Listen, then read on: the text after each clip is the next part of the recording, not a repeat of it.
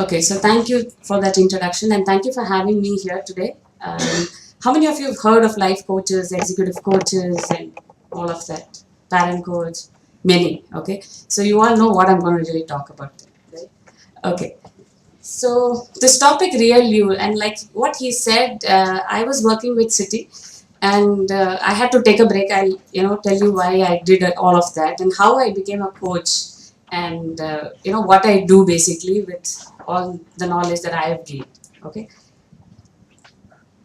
so about me, like he said, 12 years in Citibank, and after that, there was this one very exciting incident that happened in my life because of which I had to, rethink or relook at how life was going because I was this very energetic, charged up person who thought I was born for corporate. When you work in corporate, you always think we're born for corporate. Our life revolves here, and if I quit this company, what will happen? But we just failed to understand that we are all indispensable.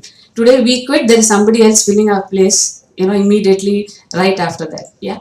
But this thought remains in all of us, right? So and my mom makes fun of me saying, "Are you carrying Citibank in your shoulders?" Is what she used to say. But I used to think that yes, if I don't go to work, something will happen. So that is the way I was, and when my son was about 2 years, just about reaching 2 years, my husband works in TCS, so he had gone for a deputation. He had gone to Canada. Okay, so he was there for about 9 months, and he was going to come back. So before he came back, we had to do a small trip. We wanted to go and see the place and Niagara and all of that. So we decided to do a trip. Now I have been working for like a mad person, even though I had a small kid at home. So the day I had to leave, I was working till 8 o'clock that night, and my flight is at 3 o'clock or something. And then I come rush back, and I carry this kid of mine, and I go to the airport. Okay, so it's a 26-hour overall travel, including the transit from here to there. And what I realized is I have no clue about this kid. I didn't know what he was eating, what he would do, when will he sleep. He's my own son, but I had no clue about him at all because my mom used to take care of him completely, and I used to be busy working. And obviously, when you trust your mom, you just let go of everything, right? And work becomes a priority. Then in this 26 hours, he was running around in the airport. I didn't carry the stroller thinking, how will I manage bags and stroller and all of that.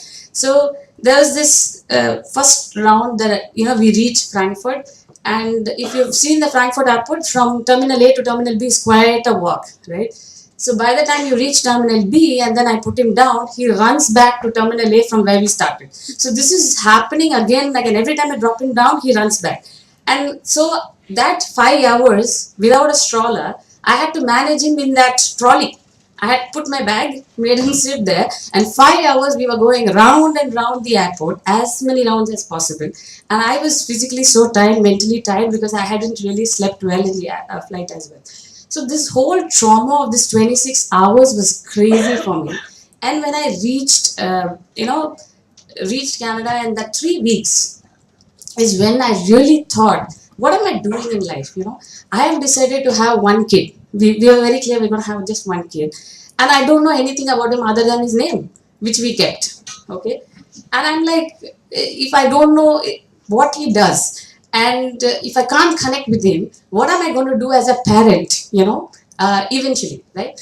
And so many thoughts, so many things went around in my head. And then finally, when I landed back here, I kind of used the 3 weeks to cruise with him, make friends with him. But it was not enough, right? So when I came back, I was having this question of what am I doing? What am I doing? What am I behind? There's a lot of money. Yes, city pays you very well. Yeah. But is that all that I need? Or do I want to do something more than that? Am I capable of doing something more than that? This was the thought in my head, and I churned that. Again, this fear of quitting a job which pays you well. I'm sure all of you have that fear, right? If I leave today, what am I going to do tomorrow? The same fear I was. I struggled with that fear for about 6 months. Finally, I decided, okay, now this is it, and I'm going to quit. And when I quit is when this Guinness thing happened, because I quit in 2013. And I did many things. I tried many things, and then my mom challenged me, saying, I was still doubtful about what I wanted to do, though I started taking care of my son pretty well. But there I was, and then she said, if you can, we had worked on this green minds, and we had done many programs for kids. We had already started working on that, and she asked me if you can actually do something or challenge yourself without support from outside, which means without a sponsor or without any such support. If you can do a big thing, I thought she'll tell me some simple stuff like Limca or something else. She said, no, Guinness, you have to do it. Let's see if you can do it. That's when we could actually achieve it, I got the strength that without any support, all the if I have to say, the only support was our mental support, nothing else. And you can do something as Guinness. Then I had the confidence to start my company. That's why it's called Green Minds. And from then on, my journey started. I did many things. I realized I could draw, which I didn't know in the 12 years that I was working. I published, adult coloring books, many things that I did. And slowly I got into coaching. And the whole point about this is how you become aware of what is inside you. The moment you connect to that, you can see there is a whole lot of new things opening out for you. It's always said that the grass is greener on the other side. It's actually greener only if you have the mind to look at it in that sense. Yeah. So that's exactly what I did, and I saw great changes in my personal life. And the company's grown. I have grown personally, and I'm going to talk about how we can all do that together as well. That's the whole session today about. Okay. So, are you ready to find out more about yourself? If I ask this question, everybody will say, yes, I know me. Who else knows me better? Right? Does anybody here still feel, I need to know it more than what I, a lot of you. Okay. So, when I say find out more about yourself, what do you think it is? Is it like our capabilities? What more is in for us? Or if I'm challenged with something, what can I do? Right? Those are the thoughts that we have. Okay. I want you to do this. All of you have a phone or whatever, right? Just take 2 minutes. Think of one of your dreams that you want to really achieve, not what you've achieved so far. Something that is still pressing from inside, saying, I want to achieve this, but you haven't been able to do it till now. It could even mean that, quitting your job and starting something. It could be anything. But that one dream that you still have, which is not yet achieved, if you can just take a minute to think about it and make a note of it, we'll see how we can achieve that dream.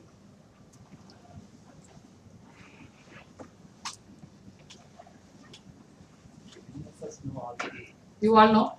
Great. Anybody who's feeling like I have achieved everything now, whatever is my dream, I've already done. I have nothing more that I want to do? Or is there? Thank you. I'll take special my sessions with you. So everybody knows. Okay. So we'll move on.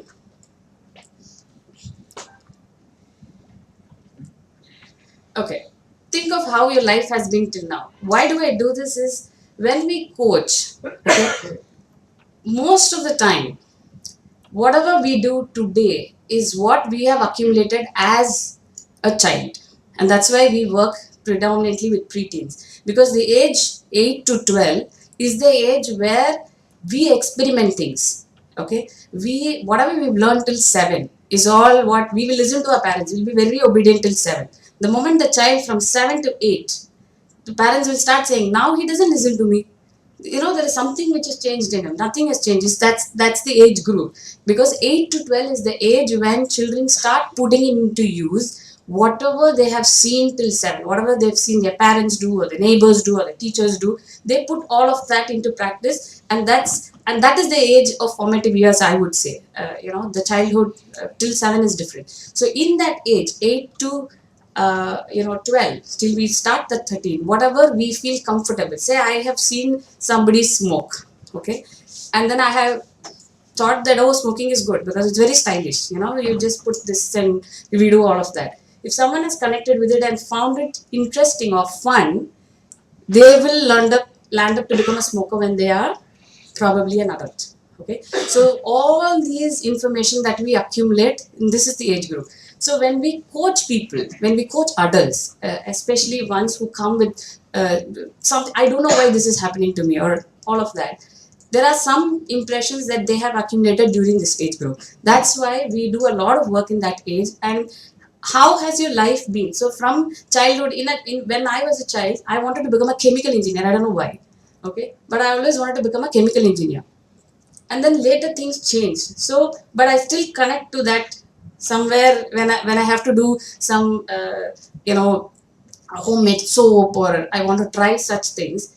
Then I'm very interested naturally to try it out because I find that something similar to the chemical engineering kind of thing. So think of this for each of you, and then think of how you will be when you turn 60.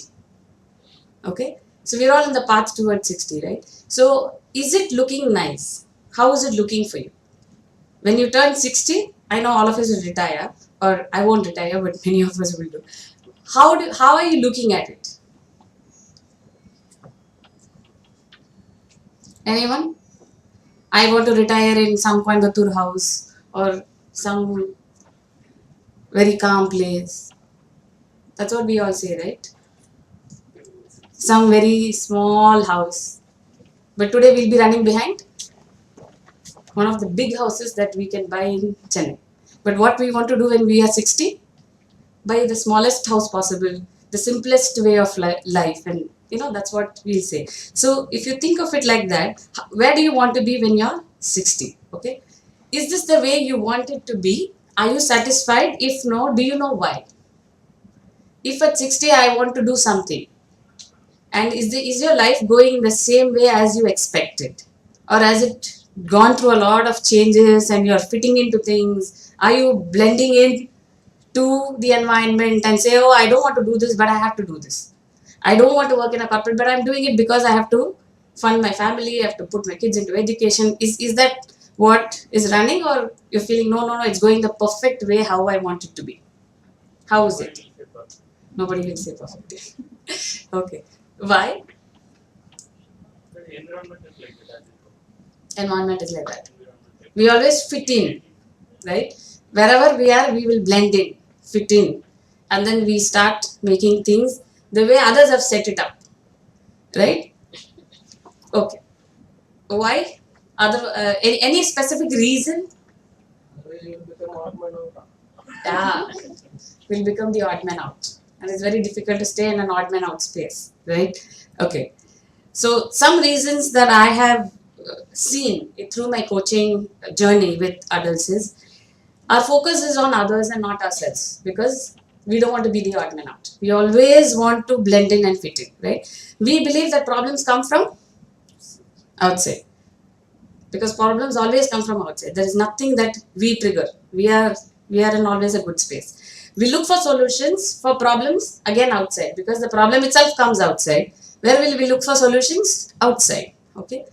We want good life, but we don't know what constitutes good life for us. These are outcomes that I've seen in many of the coaching, journey that I have got. We don't really know what we want. When I ask everybody, they say, yes, I want to buy a car, I want to buy this, I want to buy that. When I really ask you, do you really want that? No, I think my wife wants this. My brother-in-law wants this. My son wants this, so I want to do this, right? Most of the times, our wants are not the real ones that we have. We'll see why, okay? So now, is this true? Have you all seen such things, felt it? At least one of it you would have felt, right? If not everything else. Okay. So I want you to do a quick activity now, okay? Just with your partner. If there is something from this that resonated with you, okay, just have a small discussion to say how you can make that change. For example, if I said, my boss is a very mean boss, every day he comes and tortures me and I can't work at all, okay? So I want you to have a conversation with your immediate neighbor to say, how you can change it with two things. First, you will do with yes and. So the person will give you advice, free advice, okay? That's very easy to give. So yes and you will keep saying yes and this is the problem I face. For example, if I say my boss is always mean to me, he picks on me in the whole crowd, okay? Yes and he does this, yes and he does this, okay? And then I can't find a solution. So yes and. The same thing, after 1 minute, we will shift it to yes but. Yes but, what can I do? Yes but. So from yes and yes but, let's just try it and see if you are getting a different answer the second time. Any problem that is there in your mind, anything that's currently troubling you, even one of you have it, it's fine. Just to understand how this yes and yes but works. Okay? Can we try? First do with yes and then with yes but.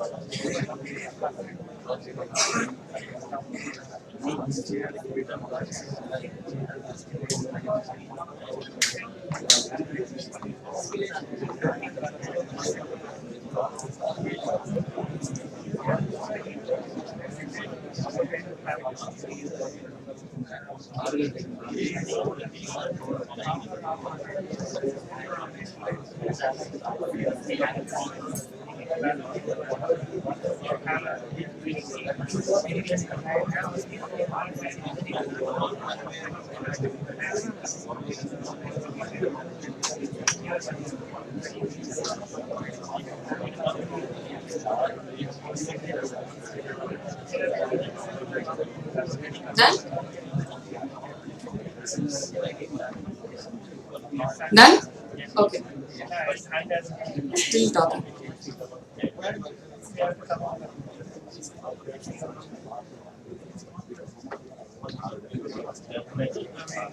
Okay. You can stop now.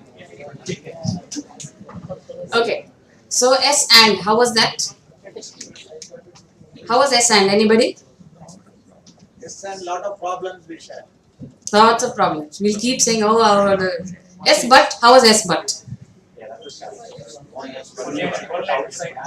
You didn't give us time to talk about it. So you should continue with this after I leave. Huh?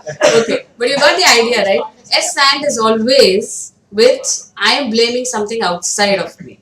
Because I feel yes and that's happening, yes and yes and yes and. But when we say yes but, we're just changing a word. We are trying to say yes, but I think I can do this. I think I can work like this. Probably if my boss is talking like this, but I can still do this way. So we always get solutions out of yes, but. So how are we getting the same problem we discussed? But we got two different directions, one like this and one like this, right? That's because everything begins with the self. The moment we connect to ourself, we can find solutions. The moment we are disconnected with the self, we find everything from outside. Goals from outside, problems from outside, solutions from outside, which will never suit us. But we'll be like, oh, that person, it suited him. He was a very successful person. I'm going to take his life and I'm going to work on it. Never works. We can never become somebody else, right? We can always be who we are. And even in the same family, like when we work with kids in the same family, say, brother, sister, they're very different. They're never the same. If you have two kids, you will know, right? They're totally different. So the solution that you give to the brother, you can never give to the sister. What you give to the sister, you can never give to the brother. Because so different individuals each of us are. Which means the only person who can help is who? Only ourselves. Not nobody else from outside come and can shake us or put a problem on us. Can also give a solution. That's where this inner awareness. You must be thinking, oh, she's bringing things from Jaggi, and no, there's nothing spiritual about this. This is very scientific, and this works brilliantly. The moment we can. How many of you have read the book Secret? Has it worked for you? Yes? No? Yes. Yes. Okay. What? How has it worked for you? Sir, if you can share, how has it worked for you? What did you do differently after reading that book? Actually, I watched a video multiple times. It's something like I would say it's a prayer. It's whatever it's our wish. It's like a genie comes in. Whatever is your wish, it will be granted. There is a you will get it from the universe. Yes. So it's like a kind of thinking positive always. And positive affirmations and all of that. We'll be seeing how it works. But a lot of people who read the Secret book, they know about law of attraction. So it's called law of attraction, right? For the ones who don't know, law of attraction works for very few people. The book has sold millions and millions of copies. But how many people have actually been able to adapt it into their life? Not even 1%. Few people who've been able to connect to that, and we'll see why. What is stopping us? How is it that it's working for A person, it's not working for B? The book is the same, concept is same, universe is same, right? What is different is only us. So we'll see how we will work on us today. Okay. Any doubts so far, or is it going in the right direction? Are you all like, what is she saying? Is it all okay so far? Okay, cool. Okay, so understanding the inner self and the truth of being is what we're going to be working upon. Okay, and before we step into that, I have this concept of perceptions and reality. Okay, so what is a perception?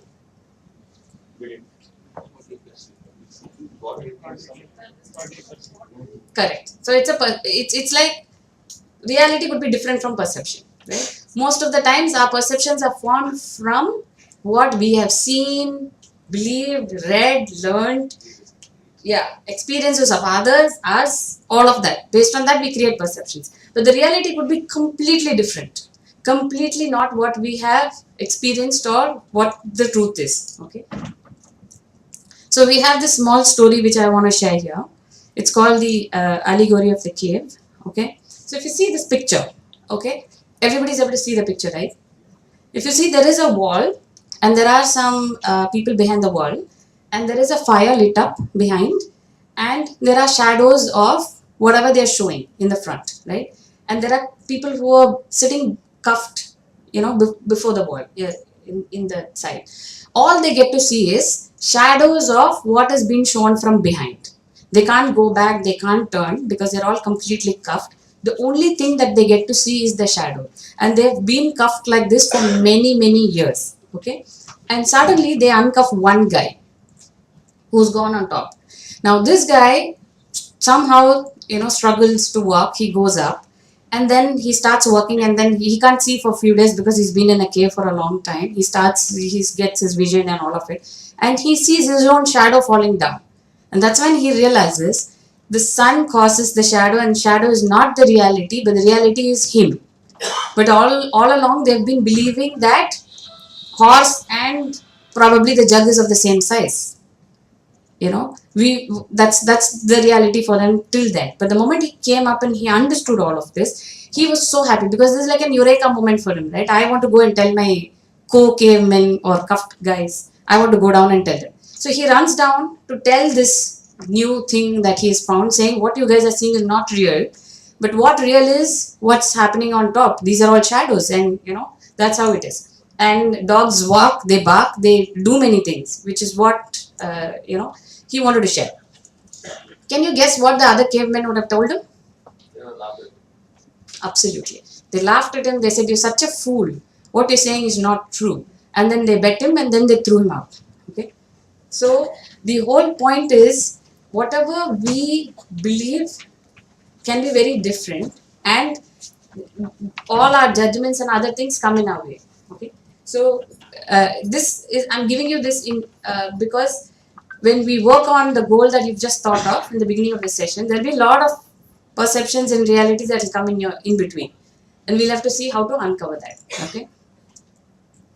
So intentions, thinking, belief, and desire create your reality.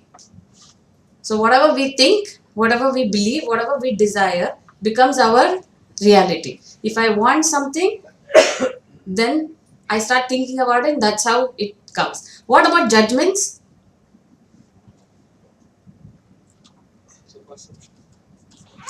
Judgments can, perceptions can come in a way of judgments, right? So one of the sessions where I had with one of my coaches, she wants to go to Europe. Okay, she's never done a foreign travel, so she said, I want to go to Europe because that country looks very this thing. The moment she puts that down as a goal, because I did this visioning 2019 workshop, the moment she writes that down, what are the immediate thoughts or judgments that will come in our way? It's too expensive, it's so difficult to travel for 10 days, I won't get leave, I can't do this, I can't do that. Will my husband even accept that we want to go to, he will say, oh, let's go to some Asian country, let's just go to Pattaya and come back. All of these were the thoughts that came purely out of the judgments that our logical brain thinks, right? A logical brain always comes in a way and says, oh, no, no, no, no, no, I don't think this is possible by you. Does it happen? A lot of times. And later, have you realized that we were wrong? A lot of times, right? Sometimes we are right, we're also good, but sometimes we are wrong because we go overpass our logical, we use our logical brain to overpass our intuitions. You've all heard of the word intuition, right? Have you ever noticed a small kid walk, climb stairs, walk? You would have all noticed, but you would have forgotten. When I actually see a real small kid walk, a 1-year-old kid who's just started walking, they'll never fall down. They'll never bang themselves against anything. All we do is we get so scared. Oh, no, don't go there, don't go here. We shout, and then the kid will fall. But actually, if you just leave it to the child and don't say a word, it will not bang anywhere. It will just do its walk and come back to the right place where they started. Have you noticed that? We induce a fear to say, oh, no, that's not the area that you're supposed to go. Turn this side, turn. So we maneuver these children from the time they are born. And we keep maneuvering till we turn into an adult and we grow at 60. Okay, so that's where our judgments come in our way. Okay, so 2 major myths and traps that we all fall into. And I was very much part of this. I was completely into the same thing. What you think you need versus what you really need. I think I need this, but do I really need it from inside? Do I really want it? It's a question. Okay, next is, what do you think is the problem versus what is really the problem? So to give you an example, in one of my coaching sessions, this person comes up and says, I don't like my job. I hate this role and I want to quit. I don't know how to do it and I'm stuck. That was a coaching session we started with. Okay. And she works in one of these big companies, one of the big brands, multinational company. Okay. Now, the moment we started this coaching session, things came out that she actually likes the job. She also likes the company because they pay her well. It's a good name, all of that. Okay, so what was the problem?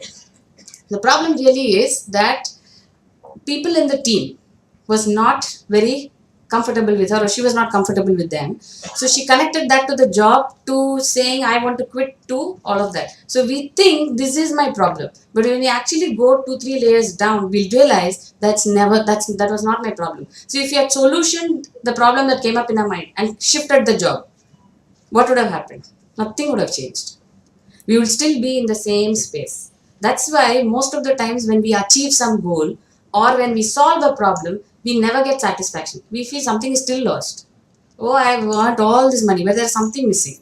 But something keeps coming in our head many times, right? Does it happen to you? Happens? Yeah. That's purely because there is a small disconnect into actually figuring out what is the core problem. The moment you know it, solution is also within you, so you can figure it out. But finding that out, finding the need and finding the actual problem is where it's a big part of finding the real you, because the moment you connect to that, then solution comes like breeze. It doesn't take much time. That's why in our coaching sessions, if you see, we take about 60% of the time, if 1 hour, we take 60% of the time just identifying the goal. Solution comes in the next 40%, or rather 30% of the time. That's how fast we can figure out things for ourselves. But first part is where the challenge is, and that's why probably coaches help, because you talk to somebody without who's not going to judge you. When we want to do it ourselves, all our judgments will come in our way. Our own self pity or self judgments or self thoughts will come. Otherwise, each of us can do it our own self, and then life coaches will not have jobs at all. Okay. Okay. So how do we go about doing this? So there is this life analysis pyramid that I have here. Okay. So I want you to have a look. It starts from the bottom. So it's the environment, then the behaviors, actions, and then the capabilities, the beliefs, the identity, and the purpose. Okay. So the first part, environment. What do I have? And always the answer. So I'm just saying, always the answer for the previous level comes from the next level. So if I have to find out answer for environment or what do I have, the answer will come when I work on what do I do. Okay. You can probably note it down or take pictures or whatever. It's a very interesting way of working on the self and to identify what we really want. So what do you have? Is what do I have is linked to all the things that is around you, the family, money, the job that we have, everything that we have in our environment comes under what do I have. Why do you have all the things that you have? Is the question that I want each of you to ask and see. Okay, today I have this job, I have this house, I have this. Why do I have all the things that I have?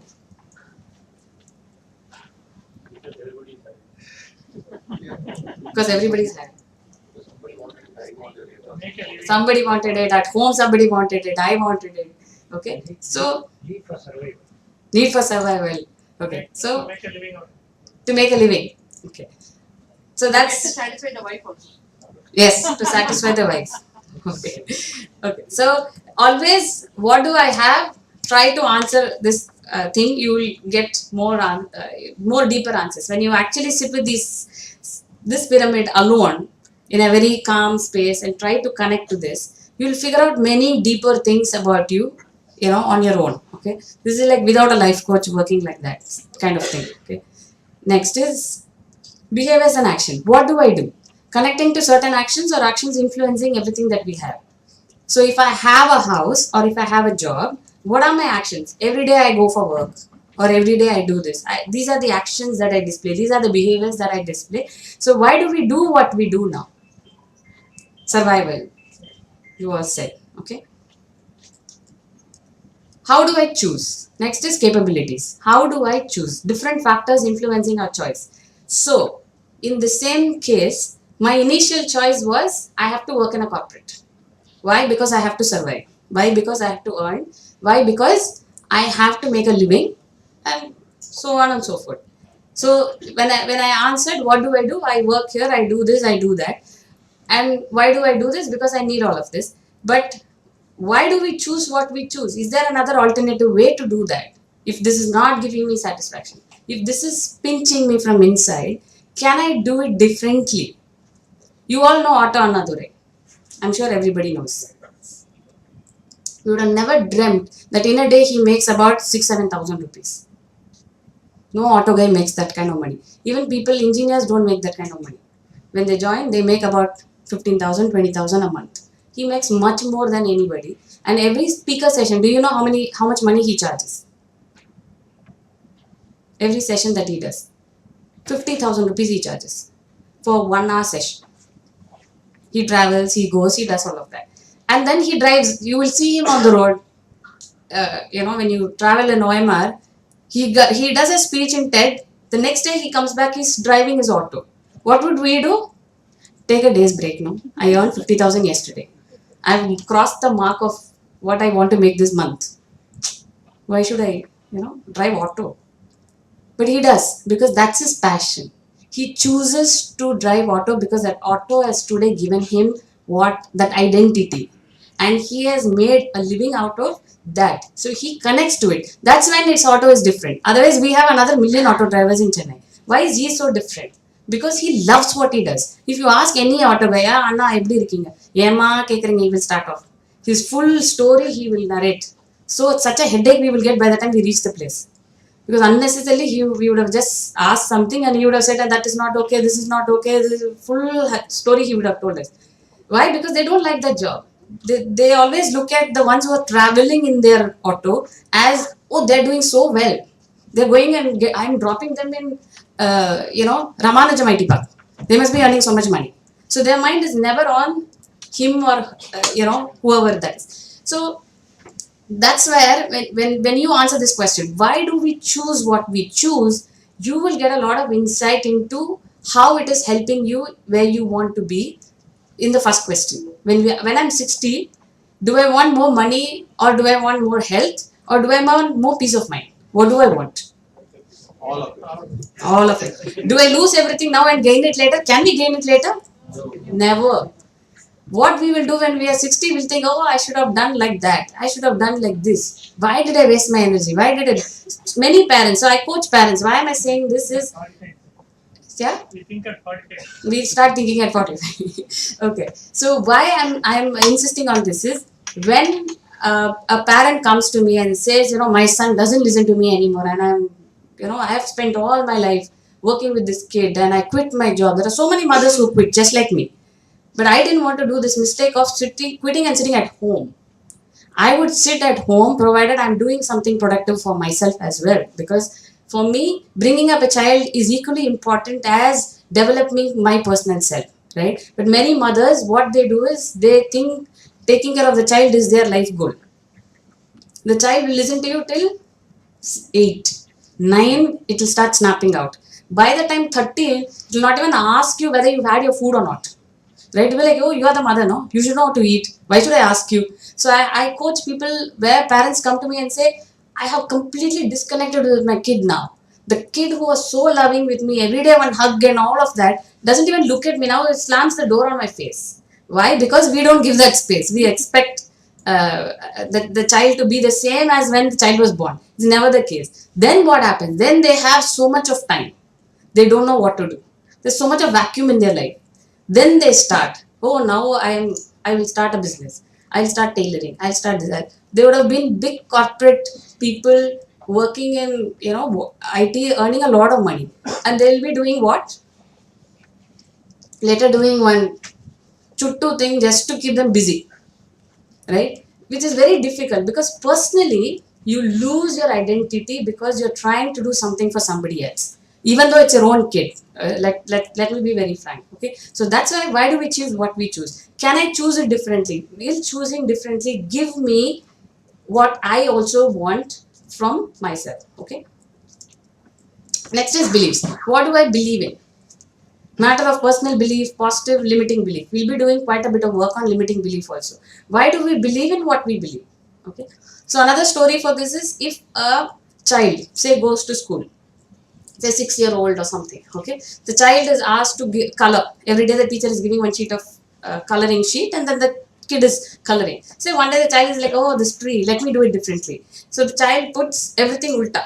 Say the tree is full colorful, the bark is different color and say the top is different and the shape is different, all of it. The teacher comes and says, oh, this is so different and it's so creative. If the teacher says these two words, there are two ways to looking at it, right? One is, oh, I'm different, which means I'm not fitting into it. I'm the odd man out because everybody else has done it in one way and I have done it in a different way. Does it mean that I'm not good? Is being creative good at all? Can be the question. Or the child can think, oh, I'm creative, which means I'm very good. I'm different. The same thing can be taken in two ways. How do they make that? The system of beliefs and what we believe, what we've heard till then. If the parent has said, oh, what you're doing is not right, what you're doing is very different, don't do it like that. If that's what the child has heard from the beginning, a word said that you are different or you're creative gives complete different thought. Otherwise, it gives you a thought of, oh, I'm good. So the beliefs come from what we accumulate. And sometimes we'll have to shake our beliefs and also see, is my belief even helping me? Is it helping me in some way towards my personal growth? Or I'm again shaping into what's happening around me. Okay. Next is the identity. So who am I? An issue of self-consciousness and understanding. So if I answer these questions, I kind of come to this thing of who am I? am I doing what I want to really do, or am I doing it for something else or this thing? So make realistic judgments and avoid diminishing strengths and hiding your flaws. The example here is I never knew I could draw, like I said. And that one year, 2013, I didn't know what I wanted to do. I tried many things. I went to Zentangle classes. I did all the weird things. I started a online sari store. I never thought I would do it. I had never worn sari till then. And today I've worn sari because I've made that shift. Okay. So I did all of that. The strength is you will identify your strength and see, oh, okay, I have all of these capabilities which I never put to use or I never tried. So identify who I am. And then the last is, I mean, when I say who I am again, is it the physical self? Is it the emotions? Is it the mind? Is it the job? So when I ask everybody, who are you? What will you say? Name where we work. I am Abirambika. I this. That's what we say, right? And that as a practice of saying that to outside, we keep saying the same thing to ourselves also. Oh, when we say want to do something funny, okay, say we want to really go and eat that colorful ice cream, and then all our teeth becomes that color, and then all of that. We would want to do it, but what will we think? You are one VP in a corporate. How will you go stand in one local shop and eat that? Don't do it. We say that to ourselves, right? We would have wanted to do it and we will not do it and come back home. Later we'll feel bad. We won't tell it to anybody. A lot of times we do that, right? So this question of who am I is who really I am. What am I here for? What am I really wanting to do with myself? What can I do differently or what can I do more than what I am doing right now? Okay. And then that becomes the purpose as to why am I even living. So one of the blogs that I had written about is there are two type of people, right? One is who works on the strength, one who works on the weakness. Most of the times we work on the weakness because we want to overcome that. But the more time we spend on weakness, what happens? We become weak. We always revolve around the weakness, making that weakness as big. So our strength will be minuscule, our weakness will be so big because we're working on it. We are improving, and then we make the purpose of living slightly shaken up, right? Okay, so sorry, example of I can't hear you. Weakness. We are working on weakness. We are working on weakness. Say my weakness is that I can't. Okay, so say that I had this weakness, like if I quit and I don't see an account balance. So you're so used to a 5-digit, 6-digit account balance, right? The moment you don't have it, there's this fear, and then that is a weakness for me because of that I don't want to quit. Because of that I don't want to do so many things. So I keep working on that weakness to say that I'll keep working, which means I keep putting that money in my account, which means I will probably not change the way of my life, right? So to overcome some fear. But there was a point when I had only 100 rupees in my account. I still have the city account. So from all these 5-digit, 6-digit came slowly down to 100 in my account one day. I went and swiped in Nilgiris and he said, can't swipe. I was like, what? I've never seen that in the last 12 years of my, or 13 years of my life, where I had bought something for 120 rupees and I had only 100 rupees in my account. I was feeling so miserable. That was like a black day in my life because I've never faced that before. Then finally, I swiped it on my husband's card or something like that. But that day I still remember very fresh in my head because that day pushes me to do my work also, right? So then I'm like, why am I living? What is my purpose? I start focusing more on that. Then I start seeing magic and start seeing things that help me to become who I really want to be. So that's what I is an example of how we work on weakness. Okay. Heavy topic.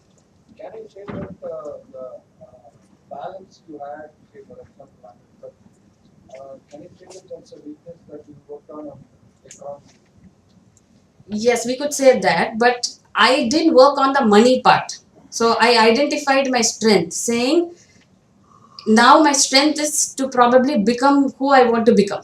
right? I started working on the strength, and then money will automatically come, which is the shift that I made in my mind, right? Today I have a 5-digit balance, which is fine. But 2 years back, this happened, and it's just as fresh as say 2 years back, end of 2 years. So it's like the more I focus on that, this money is where my weakness is. I would never risk things. I would never try to do what I want to do. So then you shift, just a shift in the mind, and then start working on something else. Okay, so we attract only what we think and believe. The same case, if I think that I can't make money out of what I do, if I believe that nobody understands who a life coach is, why will you become a life coach? Why can't you become an executive coach? And why can't you go to corporates and make a lot of money?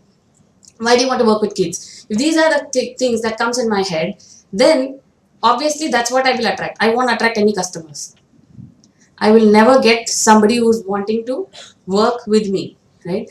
But if I start thinking that I'm a good coach, I can make transformation. So my life goal, when I become 60, what I want to do is transform million lives is what I have kept for myself. If I can achieve it. So today I'm probably working with few people like this, right? Through my sessions or through my coaching or training or my children program, if I can transform million lives, then I have achieved what I have set for myself. So that's when I start attracting. So if you see, I'll show you my vision board, what I've done. In that I had said I have to start doing speaker. I'm a very scared person. I can never stand before a crowd and talk. But I wanted to overcome that. I wanted to become a speaker, because otherwise, if I keep doing one person, when will I reach my million? I'll need 2 janmas or 3 janmas to finish that, right? But if I have to do it, I have to start becoming a speaker. I have to start addressing people. I have to, work with groups. And slowly, I made the transformation for myself also. If that is the case, you worked on your weakness and then you converted that into a strength, right? Your weakness is you had a fear of public speaking, but you worked on that, now you improved. So it's always good to work on the weakness. No, it's good to work on the weakness. What I'm saying is the focus we put on weakness. If I said I'm scared of public speaking, I'll never dare to come. First of all, because it'll create the fear in me. If the fear is coming, then I'll not come. If there are opportunities, I will think twice to, okay, if I have another opportunity on the same day and then there is the speaking, I would choose the other, because unnecessarily I don't want to put myself into trouble, right? But what you work on is I worked on my million transformation goal. I didn't work on my weakness. And so the whole idea is, when you work on your strength, you will overcome your weakness naturally. But when you work on your weakness, Can you say that we need to approach weakness with the positive mind rather than approaching with the negative mind? Can you say like that? yeah, we can say that. Because the thing is, weakness is the one which will develop us to the next level. Definitely. I'm only saying you identify your weakness, but don't put that as in your limelight. That's what positive mindset. Yeah. So if I say, this is my weakness and I keep thinking about it every day, that's what we will attract. We'll not overcome it. We'll attract that more and more. So if I'm going for a job interview, okay, if we say, oh, handshake has to be strong and then you have to be like this, you go and stand like this and you talk like this. All of this is fine. But if there is that fear inside me that I don't think I'll get a job, because when I see another 100 people in that queue, say I go with all the confidence, but I see another 100 people waiting for that interview, what will be my thought? My thought could be that, I might not get through this because there are another 100 people. If I even get the lightest thought and I believe in that, that's what I'll attract. I'll never get that job. But even in spite of that 100 people sitting there, if I still believe, no, this job is mine, I'll get it. This is the same situation, slightly making it a different thought. What we believe from inside, we might say something outside, but what we deeply believe. That's when I asked about law of attraction. Many times, law of attraction doesn't work because we don't believe in it from inside. We only believe in it in a conscious level. Subconscious level, we don't believe in it. Okay. So where are these beliefs coming from? Like I said, subconscious, 3 minds in action. So the conscious mind is just 10% of what we do or see. The rest is all subconscious. This is all coming from the day we are near born. It keeps accumulating. Like you've all seen the movie Inside Out. Anybody seen the movie Inside Out? So you'll know what this whole thing is all about. You've seen? Yeah. Okay. So it kind of relates to this iceberg theory. You can read about it also online. What people see is only 10% of us, which is only the actions that or behaviors that we display. What they don't see is the 90%, which is our judgments, our belief system, our thought process, our thinking. And most of the times, we also don't see the 90% for our own selves. Forget others. We don't see the 90%. So when we don't see the 90%, we get stuck with the 10% of the consciously what we are doing. Consciously, we keep moving, and somewhere there is a dissatisfaction that sets in. So how do we make changes to these subconscious patterns? When we make changes, we start making progress. We start finding who really we want to be, right? So know what you want, which is step one. Next is reveal subconscious patterns that are stopping you. So you had all put down some goals, right? We'll see how we can figure out what is limiting us in that thought. Like the example I gave, if I want to travel to Europe, the first limiting thing, the negative voice that comes from is, oh, it's too expensive. You can't afford it. Things like that. That's kind of limiting me. So I'll never believe that actually I'll go. For all you know, there might be some offer, somebody is running, and we will land up going there. Somebody will come and do something. So if we just believe in it, things will happen on its own way. Okay. So how do we identify limiting belief? First is limiting belief leads to our thinking, leads to our action, leads to our result. So our result will be very different. If we can actually swap it like this. Say this is the result I want, and then I work on my actions, and then I work on my thinking, because when I start doing the actions like that, my thinking will fall in place, and then I naturally overcome with the limiting belief. So if I have a goal and I say I want to be here, I want to do this, there are these negative things that come from your head. Ignore all of that. Just keep yourself stuck to the result that you're looking for. You will see just like how we did this S and S, but you will see completely different way and method of approaching it and finding results. Any doubts in this? Limiting belief. Have you heard the word limiting belief before? You've heard. Okay. When you are taking the action, there will be, there is a result oriented, only there is a belief. I started working on the actions. There will be a fear whether if I don't succeed in these actions. So that is what will be limiting you, right? So that fear, and most of the time our limiting belief, if you go deeper into the fear is just an emotion. It's just a display of something which is going on deeper inside, right? What is giving you that fear? Like if I have to quit my job, okay, the fear is I won't have money. So okay, now I understand. If I won't have money is one thing. How do I work on I don't have money? What can I do? What else can I gain? So we are always, most of the times we stop at the fear level. We stop at the emotions level. We feel happy, we feel nice, we feel sad. We stop there. What's behind that is just a display of something. Display of a deeper thought that's going on from inside. How do we reach to that?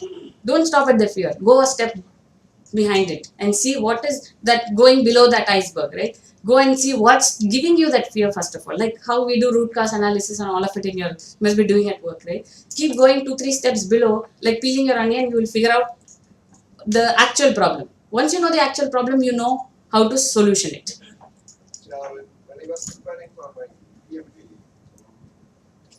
I said it as a target.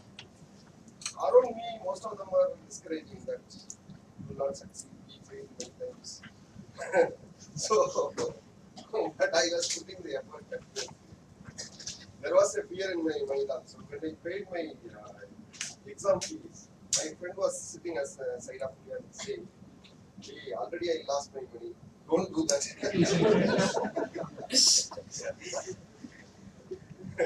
Finally, I succeeded. So. Oh, you succeeded. Which means you truly believe that you will succeed. Okay. So that's the difference. Whether the belief or not, I was putting the effort. Effort, exactly. So it's like going reverse way, right? You want the result. So your actions will go there, and then what will your thinking be? Even though the friend kept telling you, that he failed, you will fail. But your thinking would have been revolving around, no, I have to get this. I will get it. somewhere that, so these things happen very subtly. We won't realize it many times. I'm saying it in 4 words or putting it as boxes here. All of this happen in fraction of seconds within our mind. And do you know how many thoughts we get in a day? How many? 60,000. Average, we get 60,000 thoughts in a day, which is like an average thinking person. Not even this hyperactive, not that. Just a normal person gets 60,000. So that's the speed in which our mind works. And then we just have to align ourselves and work along with it. And in that 60,000 thoughts, how many are fear thoughts? How many are stopping us? How many are limiting thoughts? How many are actually helping us to grow with our goal is where we need to spend some time and think about. Another chain reaction, result become achievement, achievement become satisfaction, satisfaction become reaching the goal. Okay, thank you. Okay. So, Yeah, just one question. sure. One Okay. question in the previous slide. So from this slide, our main focus should be on these results when we work on the other things. That is the learning from this slide. Yeah, so Think our limiting belief instead of limiting belief. You always think what is the result or what is it you want to achieve. yes. So I'll quickly give an example. Okay, so as I was saying, I was working in the bank, and obviously the banker's mindset is I want to be safe on my finance, right? That's generally the banker's mindset.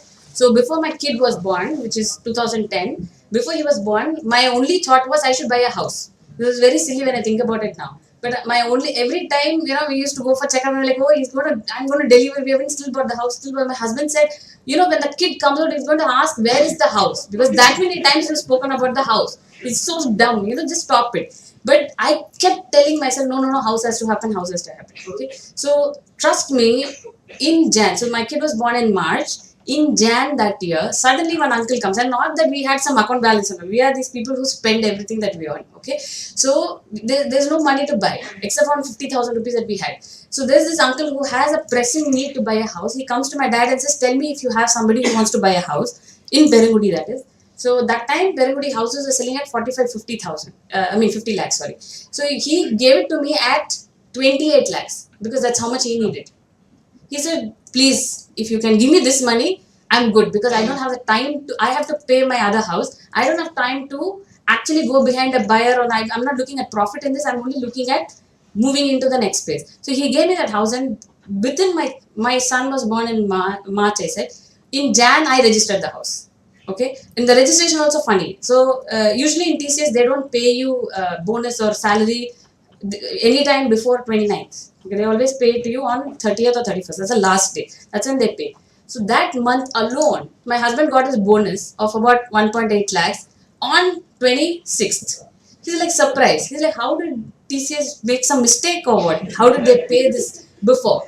So that day when we were actually going for registration, my dad suddenly calls and says, you know what, we need another 1.8 lakhs. I'm like, what? How do we need? He said, no, they made a wrong calculation. The registration, that lady who makes, the fee that you need to pay is wrong. So you need that additional money. And we already got it in our account. But we couldn't withdraw because we were reaching there at 2:30. And guess who gave me 1 lakh? We had 80,000, which we could still manage.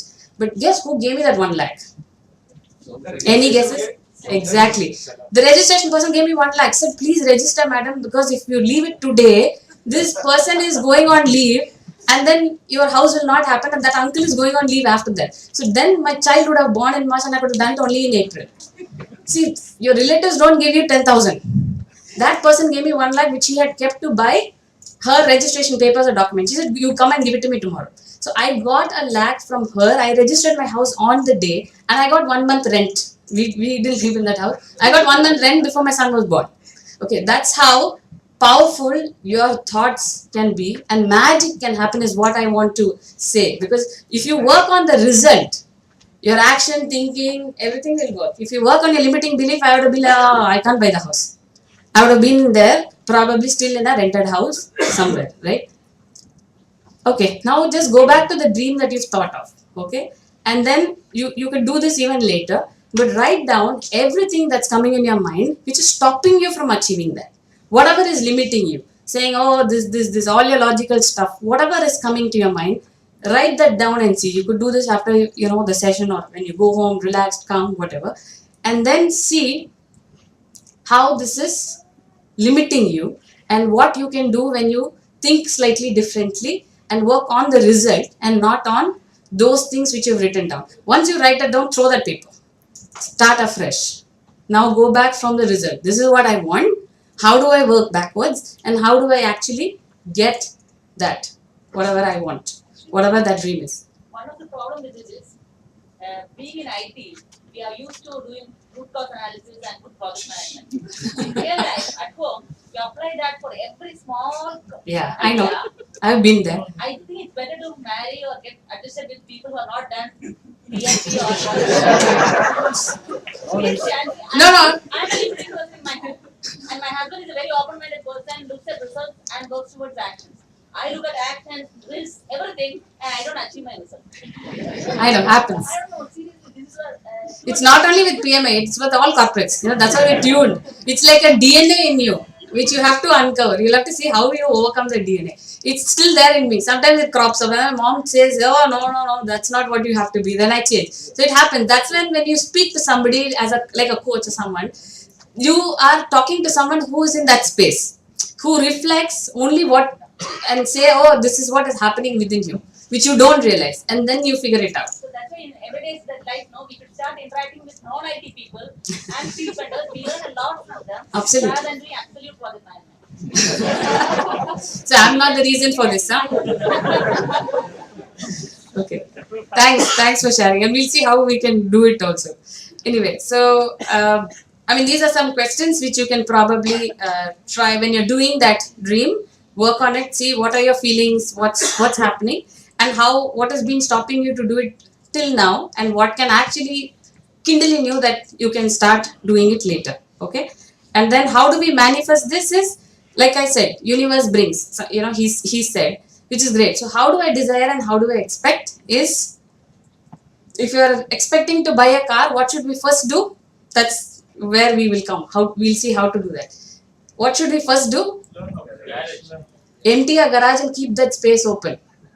Only then car will come. If the garage is full of stuff, the subconscious knows that till the stuff is cleared out, the car is not going to come. So step one is make you yourself believe that yes, I want this. Do some actions around it to show yourself. The more you show yourself, and the moment empty garage comes, car is going to come next. Huh? Oh, that's like a bigger topic in Chennai. Okay, so a simple model that I use is nature. If you can just remember it keeps connecting and bringing that when the DNA comes up, we kind of suppress it using this, which is how do we nurture the thought or idea that we have. We start believing that there is abundance around us. So there is a book that I read about what is available in plenty in this world is money, because you can just print it, right? But what we are always saying, we are dearth of money, right? So the moment you start believing there is abundance, you start getting it, because everybody can have everything, right? Okay, and then trust in it, and the universe will bring it. There will be times that we fall, but if we have the resilience to come up, we'll naturally start focusing on that, and then bring that energy back into where we want to be and not where we have been pushed to. So we can keep this is a simple word that can connect to these things to remember. And a tool is a vision board. So this is a vision board that I had done. I do this every year. And how do I do it is, today I'll think of all of this. Today after speaking here this session, you will think about it today. Tomorrow, maybe little. Monday, you'll completely forget because you're back to work. So how do we keep connecting to it is when we do a vision board like this and put down all the things that I want to do before my eyes. And I keep seeing it every single day. What happens is my thought is revolving around that. So I start working on it and I start making it happen, right? So I want to just end this by saying lifefulness is live with inner focus and evolve with fullness. So this is what I wanted to share with you all today. Hope there was some awareness or some thoughts that I'm leaving behind with all of you. And thank you so much for the opportunity. I think I took a little more time, but sorry.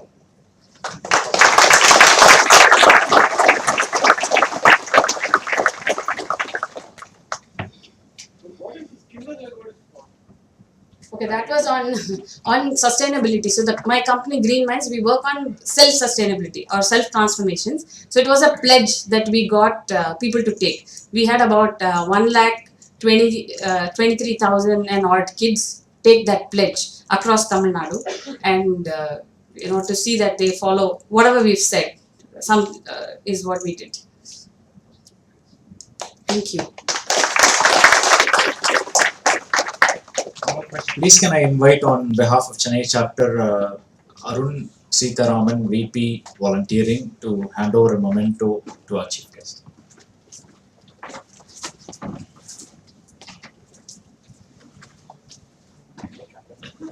Nice.